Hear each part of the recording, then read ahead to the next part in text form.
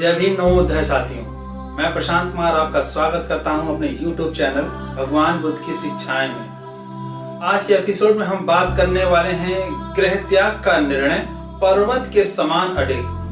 मगध के राजा ने स्पष्ट और दृढ़ता के साथ ऐसा कहा, किंतु यह सुनकर भी कुमार अपने निश्चय से विचलित नहीं हुए। वह पर्वत के समान अचल ही थे।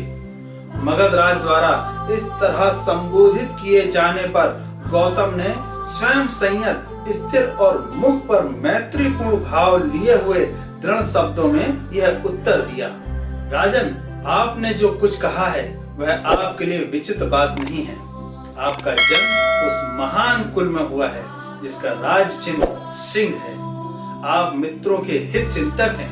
आपके लिए यह स्वाभिमान ही है जो कि आपके मित्र जैसा हो, उससे आप इसी प्रकार कहें।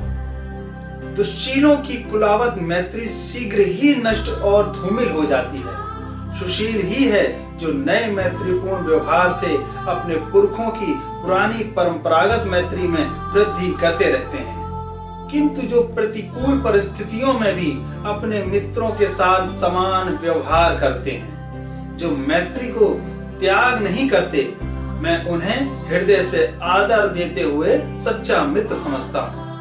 वैभव और वृद्धि ही स्थिर में तो कोण ही मित्र बना रहता है। इसलिए संसार में समर्पित प्राप्त होने पर जो अपने मित्र के लिए तथा धम्म के लिए निम्नवत उसका उपयोग करते हैं, उन्हीं की संपत्ति सार्थक है।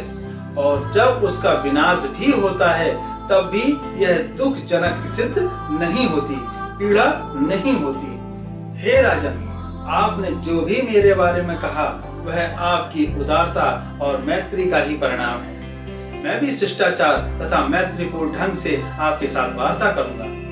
मेरे उत्तर में अन्य कुछ भी नहीं होगा। मुझे ना तो सांपों से उतना भय लगता है, ना आकाश से गिरने वाली बिजली से, और ना वायु के झोंकों से उठने वाली आग की लपटों से ही इतना भय लगता है जितना भय इस संसार के विषयों से लगता है।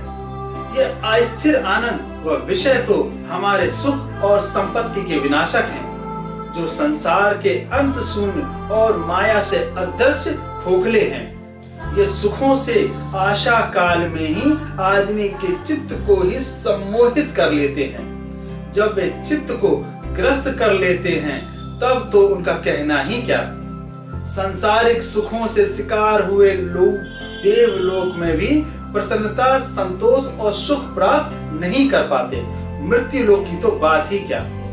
सुखों की कामना करने वाले की प्यास उसी प्रकार नहीं बुझती जैसे कि इंद्र के साथ वायु प्रेरित आग। विषयों से बढ़कर संसार में कोई विपत्ति नहीं है। अविधि के कारण लोग उसमें अनुरक्त होते हैं। जब सच्चाई पता चलती है तो वह भयभीत होते हैं। कौन बुद्धिमान व्यक्ति विषयों की कामना करता है? समुद्र से घिरी सारी पृथ्वी जीत लेने पर भी राजा लोग समुद्र के दूसरी ओर विजय होने की कामना करते हैं। जिस प्रकार अपने में गिरने वाली नदियों से समुद्र अतृप्त ही रहता है, उसी प्रकार आदमी भी कभी भी विषयों से तृप्त नहीं होता है। आकाश से स्वर्ण वर्षा होने पर भी, महाद्वीपों को जीत लेने पर और शुक्र का आधा राज्य हस्तगत हो जाने पर भी राजा मानधाता की सांसारिक विषयों में तृष्णा पूरी तरह बनी रही। स्वर्गलोक में देवता के राज्य का भोग करते हुए भी वस्त्र के भय के मारे इंद्र ने अपने आप को छिपा लिया था। अहंकार के वशीभूत होकर बड़े बड़े ऋषियों ने अपनी पालकी उठवाकर भी निहुष विषयों से अतृप्त रहा था। इन विषयों भोग नामधारी शत्रुओं की कौन कामना करेगा, जिन्होंने ऐसे ऋषियों को भी जीत लिया जो अन्य लक्ष्यों की प्राप्ति में लगे हुए थे, जो वत्कल वस्त्र धारण करते थे, जिनका जड़, फल, मूल और जल ही भोजन था, और जिनकी सांपों जैसी लिपटी हुई लंबी जटाएं थी। आज के लिए बस इतना ही।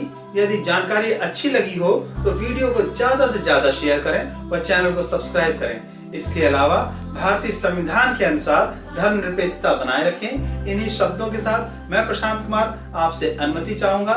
जय भीम, नमो बुद्धाय।